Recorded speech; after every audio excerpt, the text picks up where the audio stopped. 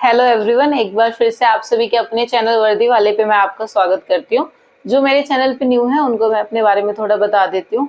मेरा नाम मधु है और मेरा सिलेक्शन एसएससी सीपीओ 2019 से as a sub inspector in Delhi police की पोस्ट पे हुआ है। और आज का देखिए हमारा 7th डे का स्टडी प्लान मैं स्टार्ट करने वाली हूँ और आप लोगों का काफ़ी अच्छा रिस्पांस मिल रहा है मुझे, तो मुझे भी काफ़ी अच्छा लग रहा है कि आप लोगों को मैं अच्छे से हेल्प कर पा रही हूँ। तो आपका ज़्यादा टाइम ना लेते हुए 7th डे का स्टडी प्लान स्टार्ट करते हैं। तो आज रीजनिंग से स्टार्ट करते हैं कि आज 7th डे आपको रीजनिंग में कौन सा टॉपिक और कौन से टॉपिक के क्वेश्चन प्रैक्टिस करने हैं। आज आपको क्वेश्चन करने हैं कोडिंग डिकोडिंग वाले क्वेश्चन। डिकोडिंग वाले क्वेश्चन जो अल्फाबेटिकल हमारे क्वेश्चन आते हैं, जो हमारे एक फिक्स पैटर्न होता है, उसमें एक फिक्स पैटर्न को फॉलो कर रहे होते हैं, वो वाले क्वेश्चन आपको करने हैं। और आपको वही मैं जो हर बार बोल रही हूँ, किरण की बुक से आप प्रैक्टिस करो, क्योंकि उसमें एरर जो होते हैं, प्रिंटिंग एरर कम होते हैं। तो डेली चैप्टर वाइज आप 100 क्वेश्चंस करो, आपकी कैलकुलेट वो आपकी रीजनिंग भी इंक्रीज होने लग जाएगी, टाइम स्पीड आपका जो है कम हो जाएगा, टाइम सेव होने लग जाएगा अगर डेली आप 100 क्वेश्चन कर रहे हो। अगर देखो आपको ऑफलाइन में ऐसा हो रहा है ना कि आप 100 क्वेश्चन करने के चक्कर में 3-3 घंटे वेस्ट कर रहे हो, तो आप चैप्टर वाइज ना टेक्स्ट बुक या ग्रेडअप से चैप्टर वाइज आप ऑनलाइन क्वेश्चन लगा लिया करो। ऑनलाइन क्वेश्चन लगाओ आप, उसमें ऐसा होता है कि 20 या 25 क्वेश्चन कुछ होते हैं या मिनिमम 10 क्वेश्चन होते हैं चैप्टर वाइज।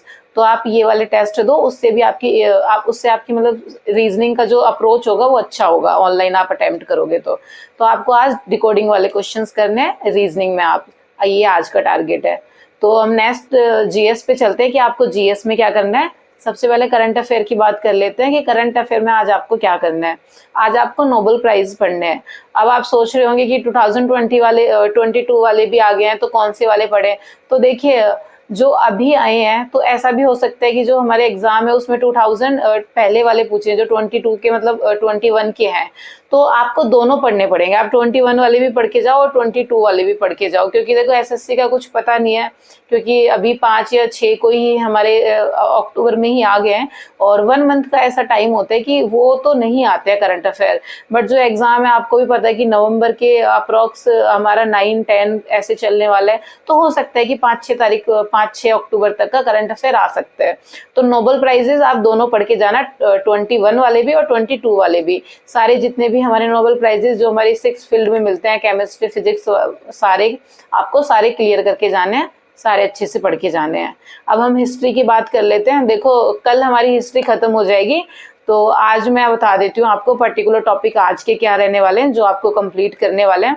आज आपको एक्सट्रीम्स वाले फेज पढ़ना है कि उनमें एक्सट्रीम्स वाले जो हमारे लाला लाजपत राय थे, बाल गंगाधर तिलक और विपिन चंद्रपाल, वो कहाँ कहाँ पे, उनका कौन कौन से एरिया जो एक्टिव थे वो कहाँ पे, और उन्होंने कौन कौन सी न्यूज़पेपर, कौन कौन सी बुक्स थी जो उन्होंने लिखी थी, ये सारी आपको देखनी है। ठीक है।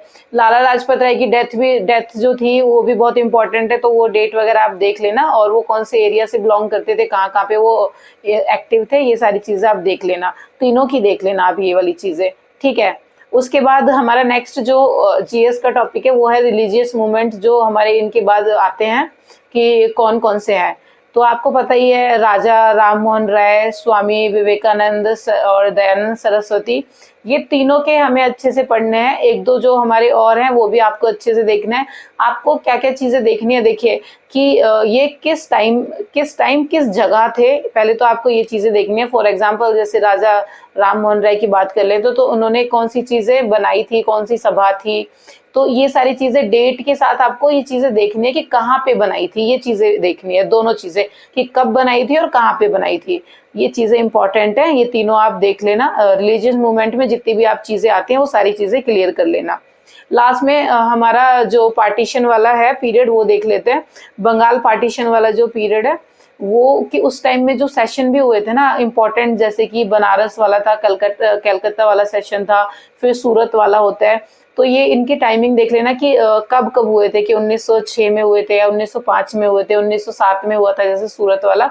तो ये सारी चीजें देख लेना, और उनको किस टाइम ना उनके चेयरमैन कौन थे, ये सारी चीजें भी देख लेना। जैसे कलकत्ता सेशन है 1906 में है आई थिंक। तो उन्होंने मतलब कौन थे चेयरमैन, कौन थे, दादा भाई नारोजी थे या अरविंदो घोष थे, इस टाइप से कौन किस टाइम किस सेशन में कौन चेयरमैन था और कौन सा सेशन कब हुआ है, ये वाली चीजें देख लेना। होम रूल मूवमेंट आप देख लेना, मूवमेंट कि कौन थे और किस टाइम था, ये चीजें आप देख लेना। और किसकी वजह से ये स्टार्ट हुआ था, ये सारी मतलब किनको फॉलो, किन से इंस्पायर होके ये स्टार्ट किया था उन्होंने, ये सारी चीजें आप अच्छे से पढ़ लेना। देन लास्ट में मॉर्ले मिंटो रिफॉर्म वाला भी आप देख लेना, क्योंकि यही चीजें इंपॉर्टेंट थी बंगाल पार्टीशन के टाइम। हमारा जो भी है 1915 और 1909 तक हमारा जो भी चीजें हैं, ये सारी चीजें आपको अच्छे से पढ़नी है। तो ये हमारा हिस्ट्री का टॉपिक है, ये सारे की पॉइंट्स मैंने आपको बता दिए हैं जिनसे क्वेश्चंस बनते हैं, तो ये आपको सारे करने हैं। अब हम मैथ्स पे आ जाते हैं कि आज आपको मैथ्स में क्या करना है। आज हमें लास्ट टाइम और डिस्टेंस आज मैं खत्म कर दूंगी। आज फिर से मैं आपको लास्ट टाइप्स ऑफ क्वेश्चन बता देती हूँ कि आपको कौन से करने हैं।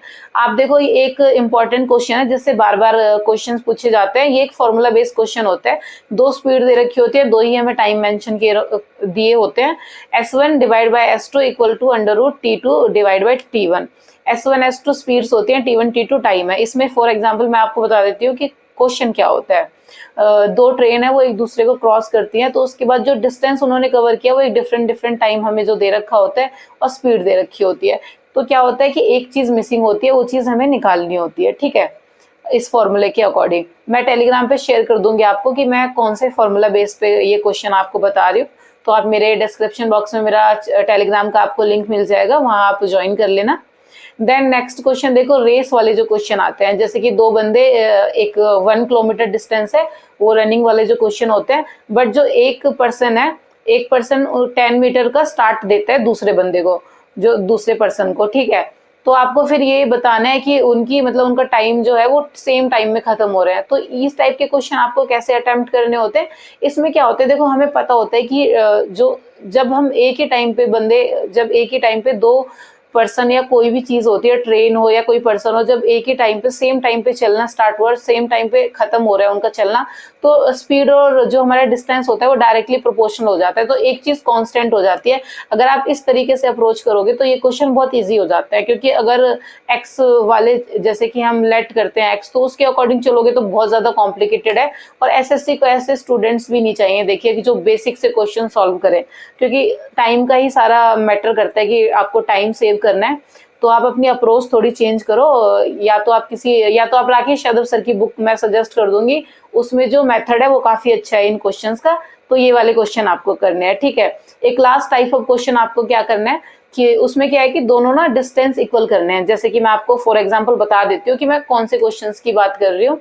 पर्सन जो है वो अपनी जो नॉर्मल स्पीड है, यूजुअल स्पीड को 5 किलोमीटर कम कर देते हैं, तो 15 मिनट ज्यादा लगते हैं। नेक्स्ट कंडीशन हमारी है कि अगर वो 4 किलोमीटर बढ़ा देते हैं तो उनको इतना 15 मिनट कम लगते हैं। तो इस टाइप के क्वेश्चंस आपको करने हैं। ये हमारे तीनों टाइप के क्वेश्चन मैथ्स के हैं जो आपको प्रैक्टिस करने हैं। ये आप अच्छे से करो, और इसी टाइप के क्वेश्चन आते हैं, इससे बाहर से इस टाइप से बाहर से कोई क्वेश्चन नहीं आता है। एसएससी में इतने ही क्वेश्चन बनते हैं, ठीक है। लास्ट में इंग्लिश की बात कर लेती हूँ। कल जैसे कि नरेशन की बात की थी, आई होप कि सारे रूल्स वगैरह आपने याद कर लिए होंगे।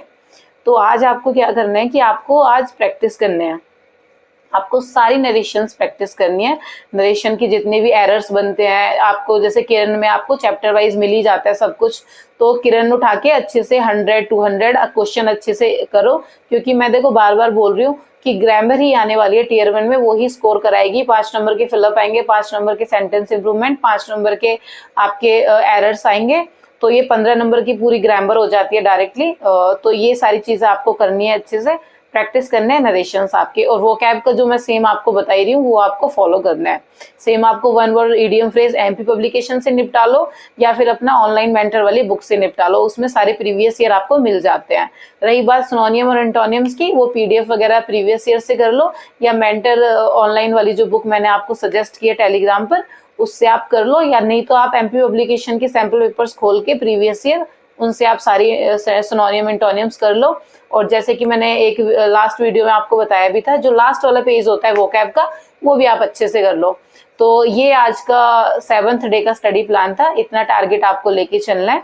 ये सारा आपको कंप्लीट करना है। धीरे धीरे देखो हमारा सारा सिलेबस कंप्लीट होने लग जाएगा, तो आपको इतना करना है। देखो फिर भी अगर आपको किसी सब्जेक्ट में दिक्कत होती है तो आपको पता ही है कि मेरे चैनल पे सारे सब्जेक्ट वाइज मैंने वीडियोस अवेलेबल हैं, तो आप वो जाके चेक कर सकते हो। आपको जीके में दिक्कत है तो आपको जीएस वाली मेरी लास्ट डेज में क्या स्ट्रेटेजी रही थी, और मैं एक वीडियो और बनाने वाली हूँ कि मेरे को कमेंट्स में आ रहा होता है कि कौन कौन से चैप्टर मतलब स्कोरिंग कौन कौन से हैं, तो मैथ्स के लिए मैं आपको अलग वीडियो बना दूंगी किसी दिन, और इंग्लिश के लिए भी कि कौन कौन से मोस्ट इंपॉर्टेंट स्कोरिंग